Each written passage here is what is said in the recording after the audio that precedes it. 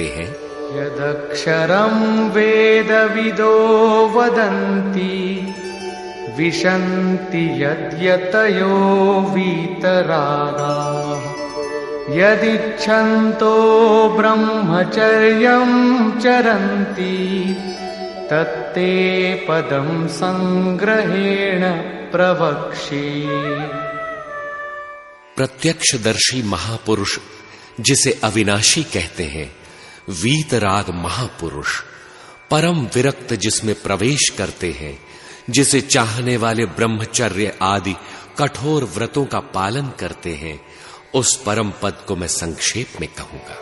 सर्वद्वाराणि संयम्य मनोहृदि निरुध्य च मूर्ध्याधायात्मनः प्राणम् आस्थितो योगधारणा।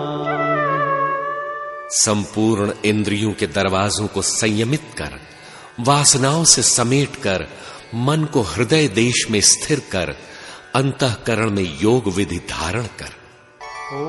ओमित्येकाक्षरं ब्रह्म व्याहरन् मामनुस्मरन् यः प्रयाति त्यजन् देहं स याति परमां गतिम्। ओम, जो अक्षय ब्रह्म का परिचायक है, उस नाम का जप करते हुए मामनुस्मरन, मेरे स्वरूप का भली प्रकार ध्यान धरते हुए, सतत चिंतन करते हुए जो देहाध्यास का त्याग कर जाता है, तत्क्षण वह परम गति को प्राप्त हो जाता है। यहां श्री कृष्ण ने हृदयस्थ उस ज्योतिर्मय ईश्वर को प्राप्त करने के लिए ईश्वर की ही शरण जाने पर बल दिया। किंतु ईश्वर को हमने देखा नहीं, शरण जाएं तो कैसे? इस पर उन्होंने कहा कि मेरी शरण में आओ। श्री कृष्ण के ही शब्दों में वो एक सद्गुरु हैं, अर्थात ईश्वर की प्राप्ति के लिए ईश्वर भाव को प्राप्त सद्गुरु की शरण जाओ। सद्गुरु एक अवस्था है, एक स्थिति है। इन सद्गुरु की शरण, उनके चरणों का ध्यान ही एक उपाय है। भगवान कहते हैं, अर्जुन, चातुर्वर्ण्यम मया सृष्टम, 4 वर्णों की रचना मैंने की, तो क्या 4 भागों में मनुष्यों को बांट दिया? भगवान कहते हैं, नहीं, गुण कर्म विभागशः, गुणों के माध्यम से कर्म को 4 श्रेणियों में बांटा। गुण एक पैमाना है, तराजू है। गुण 3 है, सात्विक, राजस और तामस। तामसी होगा तो आलस्य प्रमाद रहेगा, राजसी होगा तो कामनाओं का बाहुल्य रहेगा, सात्विक होगा तो धारणा ध्यान की पकड़ सहज हो जाएगी। इन गुणों के माध्यम से ही कर्म को 4 भागों में भगवान ने बांटा।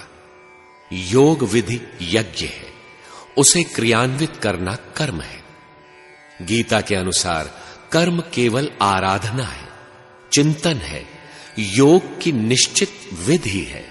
इसीलिए इसे नियत कर्म कहा गया। इस नियत कर्म को भगवान ने 4 भागों में बांटा, अति उत्तम, उत्तम, मध्यम और निकृष्ट। इसके कर्ता मुझ अव्यक्त आत्मा को तू अकर्ता ही जान। आप बोलते हैं शरीरधारी हैं, विभाजन करते हैं, तो आप अकर्ता क्यों? इस पर भगवान कहते हैं, न मां कर्माणि लिम्पन्ति न मे कर्म फले स्पृहा इति मां योऽभिजानाति कर्मभिर्न स बध्यते। अर्जुन, कर्म मुझे लिपायमान नहीं करते, क्योंकि कर्मों के फल में मेरी स्पृहा नहीं है। इस कर्म का फल है परमात्मा। परम तत्व परमात्मा का दर्शन, स्पर्श और स्थिति मुझसे भिन्न नहीं है।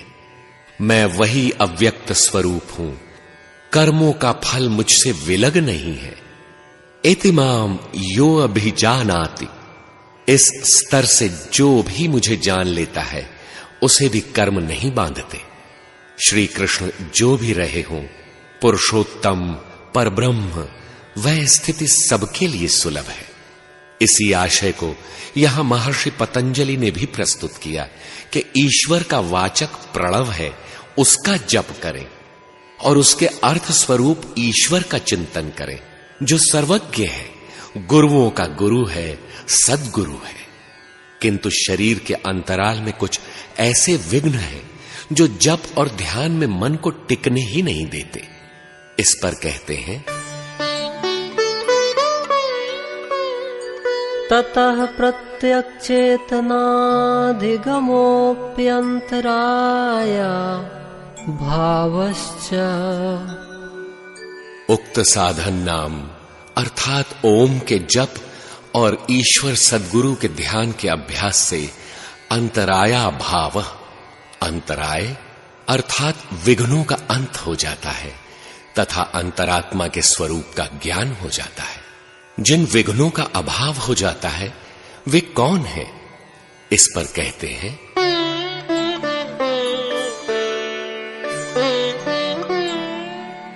व्याधिस्त्यान संशय प्रमादालस्य अविरति भ्रांति दर्शन अलब्ध भूमिकत्वान् अनुवस्थितत्वान् चित्त विक्षेपास्ते अंतराया। व्याधि, स्तेयान, संशय, प्रमाद, आलस्य, अविरति, भ्रांति दर्शन, अलब्ध भूमिकत्व और अनवस्थितत्व, ये 9 चित्त के अंतराय हैं, आंतरिक विघ्न है।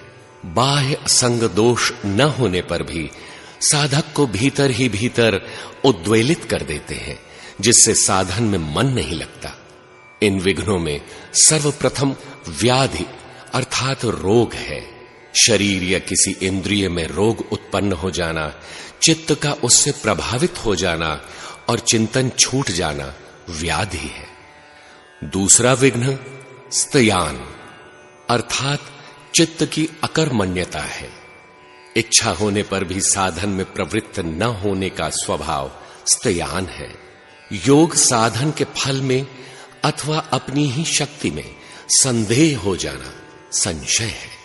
साधनों के अनुष्ठान की अवहेलना, साधन के अतिरिक्त अन्य व्यर्थ की वार्ता में समय नष्ट करना प्रमाद है। चित्त अथवा शरीर के भारी होने के कारण नाम जप या ध्यान में मन न लगना आलस्य है। अधिक भोजन कर लेने से अथवा पेट साफ न होने से भी आलस्य बढ़ जाता है। आलस्य निद्रा जमुहाई, तीनों काल के भाई। आलस्य से बचने के लिए महात्मा लोग स्वल्प भोजन, स्वल्प निद्रा का अनुष्ठान करते हैं तथा सदा सचेत रहते हैं। भजन करते करते कभी ऐसा संयोग आ जाता है कि वासना ही प्रिय लगने लगती है, वैराग्य में त्रुटि आने लगती है। यही अविरति है। योग के साधनों तथा उसके फल को मिथ्या मान लेना भ्रांति दर्शन है।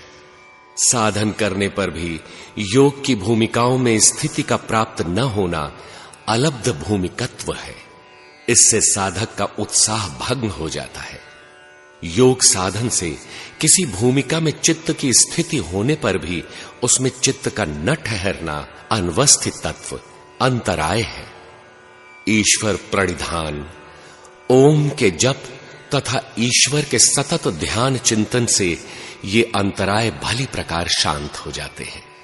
इन विघ्नों का साथ देने वाले 5 विघ्न और हैं।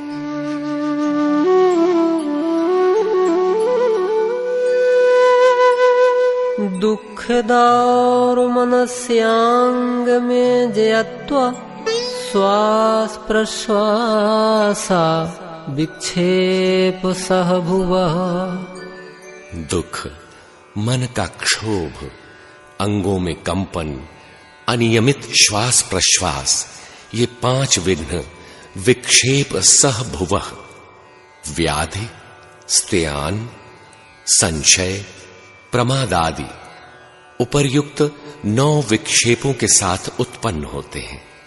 दुख 3 प्रकार के हैं, दैहिक, दैविक और भौतिक। देहजन्य विकार से चिंतन में मन न लगना दैहिक दुख है, जैसे वायु का प्रकोप, स्नायविक व्याधियां इत्यादि। शरीर में रोग अथवा वासनाओं से चित्त की चंचलता दैहिक दुख का कारण है। जल तथा वायु द्वारा भूकंप, अतिवृष्टि, अनावृष्टि, अत्यधिक ग्रीष्म, शीत इत्यादि दैविक दुख कहे जाते हैं। जड़, चेतन, स्थावर प्राणियों द्वारा मिलने वाला आघात भौतिक दुख है। जैसे भगवान महावीर भजन में बैठे थे, किसी चरवाहे ने उनके कान में कुश की कील ठोंक दी। बहुत से साधक कहते हैं, ये सज्जन ठीक नहीं है, हमसे द्वेष रखते हैं। आप भजन करने आए हैं या लोगों की भावना संग्रह करने? मन में अनमनापन, खिन्नता, इच्छा के विरुद्ध घटित होने पर क्षोभ इत्यादि दौर मनस्य हैं। अंगों में आकस्मिक कंपन अंगमेजयत्व है।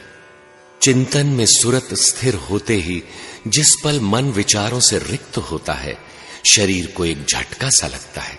साधक उछल पड़ता है, आगे पीछे दाएं बाएं कहीं गिर भी सकता है। इससे सतर्क करते हुए पूज्य महाराज जी निर्देश देते थे कि साधक का आसन न अति नीचा और न अत्यंत ऊंचा ही होना चाहिए। इस प्रकार शारीरिक कंपन अंगमेजयत्व है, और कभी कभी इन व्याधि इत्यादि अंतरायों के प्रभाव से योग का सांगोपांग अनुष्ठान नहीं हो पाता। योग के किसी अंग के अनुपालन में त्रुटि आ जाने से मन खिन्न हो जाता है। हठात श्वास का बाहर निकल जाना भी योग का सहविक्षेप है। जो कुछ भी साधक ने थोड़ा बहुत सीखा है, न चाहते हुए भी उस जानकारी का व्यक्त हो जाना प्रश्वास संबंधी विक्षेप है। अनधिकारी द्वारा उपदेश एक ऐसी ही चेष्टा है। उसी तरह श्वास संबंधी विक्षेप, क्लिष्ट संकल्प, बाह्य संकल्पों का साधक के भीतर प्रवेश कर जाना है, जिससे साधक व्यर्थ चिंतन करने लग जाता है। ये विघ्न बार बार मन को उद्वेलित करते ही रहते हैं। इन्हें शांत करने के उपायों पर महर्षि प्रकाश डालते हैं।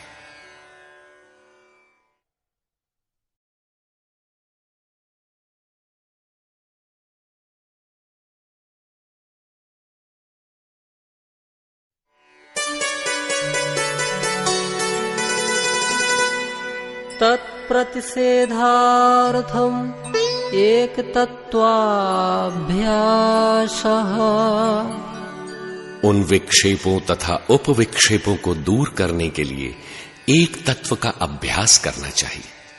नाम या रूप में से किसी भी एक स्थान पर बारंबार चित्त को समेटकर स्थिर करने का यत्न करना चाहिए।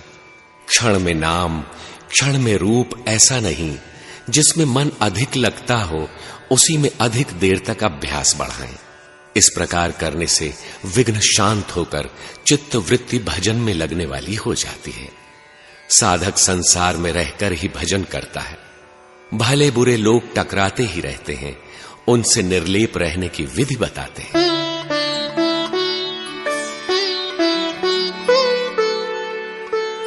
मैत्री करुणामुदितोपेक्षाणाम् सुख दुख पुण्या पूर्ण विषयाणाम् भावना तच्चित्त प्रसादनम्। सुखी दुखी, पुण्यात्मा और पापियों के विषय में यथाक्रम मित्रता, दया, प्रसन्नता और उपेक्षा की भावना से चित्त निर्मल होता जाता है। राग, रोष, ईर्ष्या, मद, मोह, असूया, अपकार, द्वेष इत्यादि चित्त के मल हैं। राग, रोष, ईर्षा, मद, मोहु जनि सपने हूं इनके बस होहु। वस्तु के प्रति लगाव राग है। दूसरों के गुणों में भी दोष देखना असूया है। इन मलों से निवृत्ति हेतु प्रस्तुत सूत्र में महर्षि कहते हैं कि सुखी व्यक्तियों के प्रति मैत्री भाव रखना चाहिए। गीता में है कि बाहर संसार के विषय भोगों में अनासक्त पुरुष अंतरात्मा में जो सुख है उस सुख को प्राप्त होता है।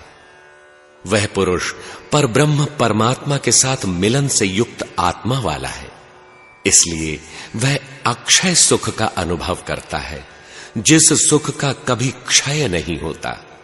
इस सुख का उपभोग कौन कर सकता है? जो बाहर के विषय भोगों से अनासक्त है। ऐसे सुखी व्यक्तियों में प्रीति रखने से साधना में सहयोग मिलता है। समस्त आप्त पुरुषों की वाणी में सुख एक ही प्रकार का है, एक हरि की भक्ति। रामचरितमानस में है, श्रुति पुराण सब ग्रंथ कहाहि, रघुपति भगति बिना सुख नाही। हिमते अनल प्रगट बरु होई, विमुख राम सुख पाव न कोई। अतः इन ईश्वर परायण पुरुषों में मैत्री भाव से चित्त निरोध की दशा में सहायता मिलेगी, क्योंकि उनकी संगति से जो भी उपलब्धि होगी वह साधना परायण ही होगी। इसी प्रकार संसार में फंसे आकंठ डूबे दुखी व्यक्तियों के प्रति दया की भावना होनी चाहिए, न कि घृणा की भावना। दया बिन संत कसाई, दया करी तो आफत आई। सीता ने रावण को भिक्षा देने में दया की, जिसका परिणाम उन्हें लंका जाना पड़ा। एक स्तर से पहले साधक के लिए दया का विधान नहीं है, उसे सतत चिंतन में ही अनुरक्त रहने का विधान है। दया संत का सहज स्वभाव है। साधक को भी दुखियों के प्रति करुणा की भावना रखनी चाहिए, किंतु भावना रखने और दुख निवृत्ति हेतु क्रियाशील हो उठने में अंतर है, जिसके लिए इष्ट के आदेशों के अनुपात में ही संलग्न होना चाहिए। पुण्यात्माओं के प्रति मन में प्रसन्नता की भावना रखनी चाहिए। गीता में कर्म की नियत विधि को ही पुण्य कर्म कहा गया है। इस नियत कर्म का आचरण करने वालों के प्रति प्रसन्नता की भावना होनी चाहिए कि भगवान की इन पर कितनी कृपा है। यही विधि है।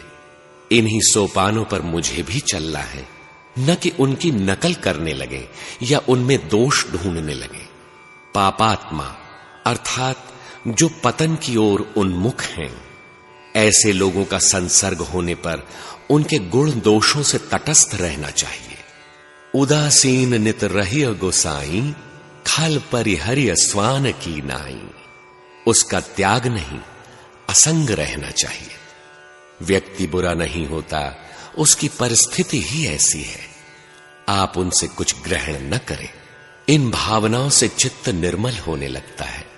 चित्त वृत्ति को स्वच्छ करने के लिए अन्य उपाय बतलाते हैं। प्रच्छर्दन विधारणाभ्याम